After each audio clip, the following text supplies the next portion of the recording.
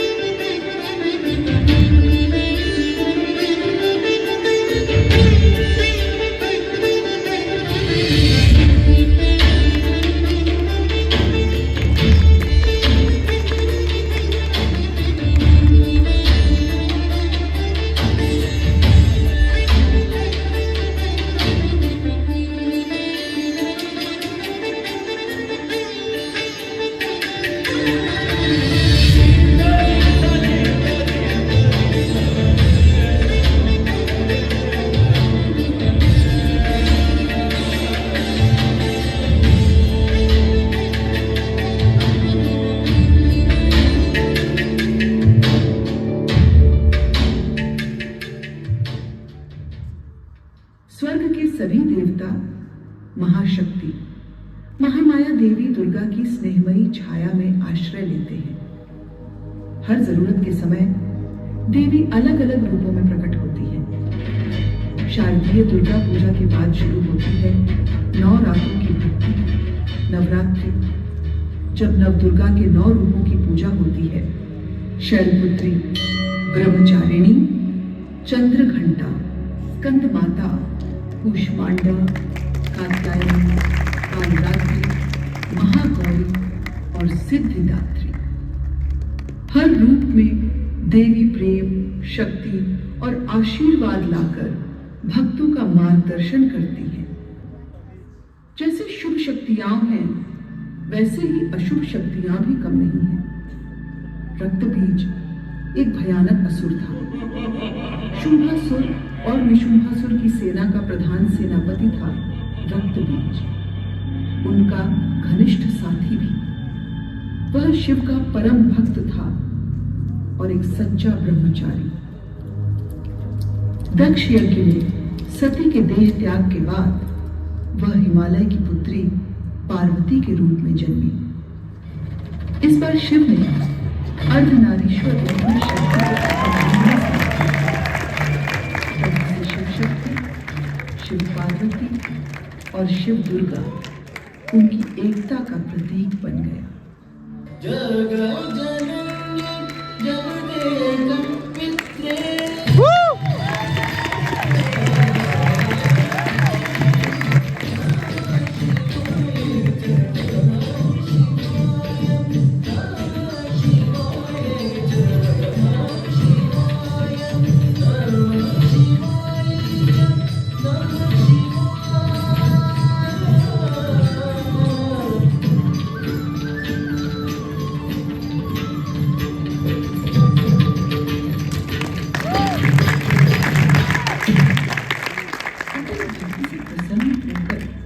शिव ने रक्त बीज को अनोखा वरदान दिया।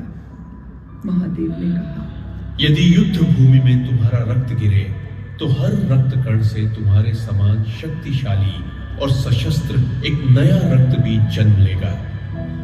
इस वरदान ने उसे अहंकारी बनाया, क्योंकि अब उसे पराजित या मारा जाना असंभव था। आज का दिन बेहद शांत और आनंदमय था।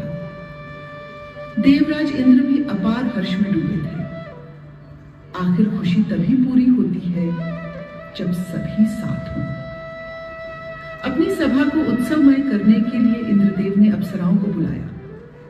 कृतार्थ अप्सराएं सभा में उपस्थित हुई और अपने उल्लासपूर्ण नृत्य से सभी को मंत्रमुग्ध कर दिया।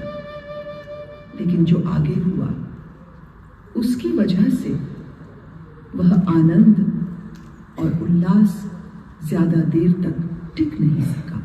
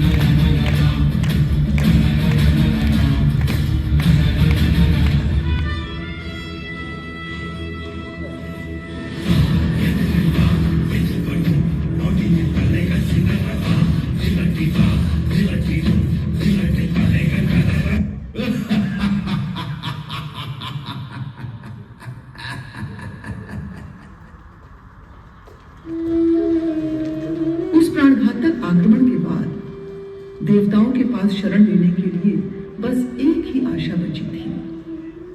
देवों के देव महादेव, किंकर्तव्य विमूढ़ और व्याकुल देवता महादेव में शरण में पहुंचे।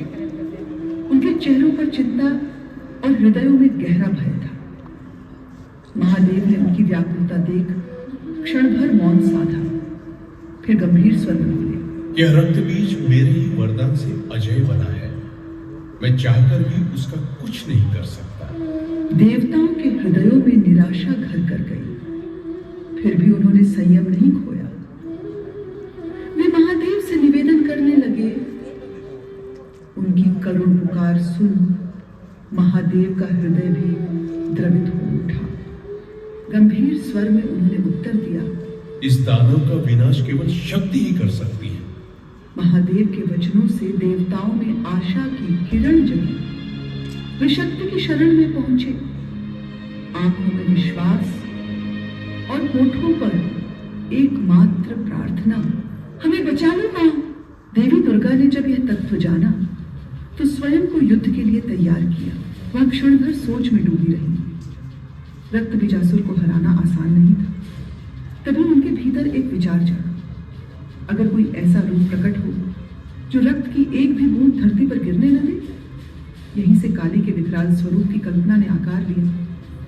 उनकी उग्र और रक्त पिपासु शक्ति जो हर रक्त कण को अपनी जिह्वा से चाट जाएगी, रक्त बीज के पुनर्जन्म को असंभव बना देगी। देवी ने अपने भीतर से चंडिका और काली के दो भयानक रूपों को प्रकट किया। अब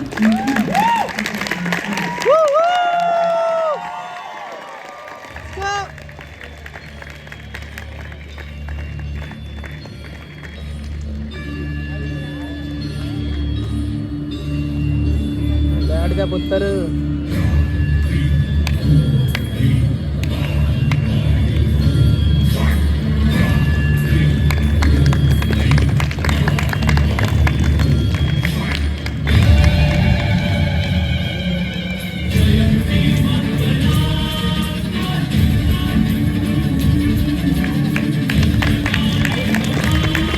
Oh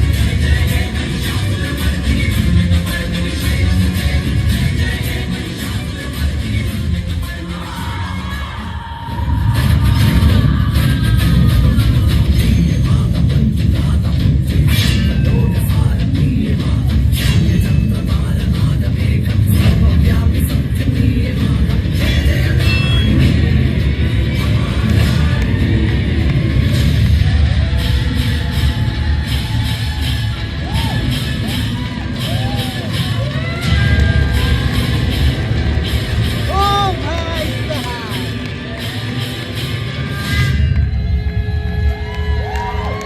Let's go!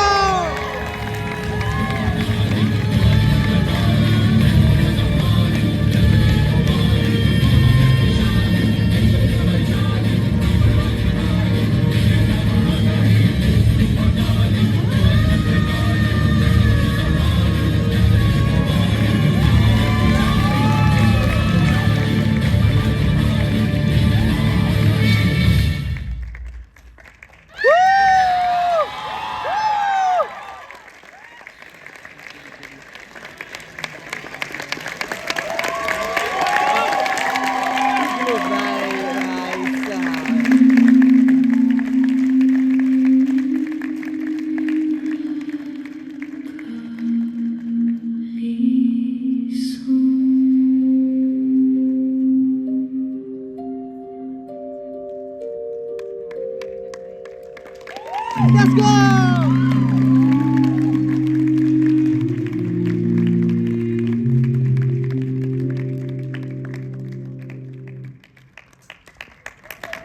Action.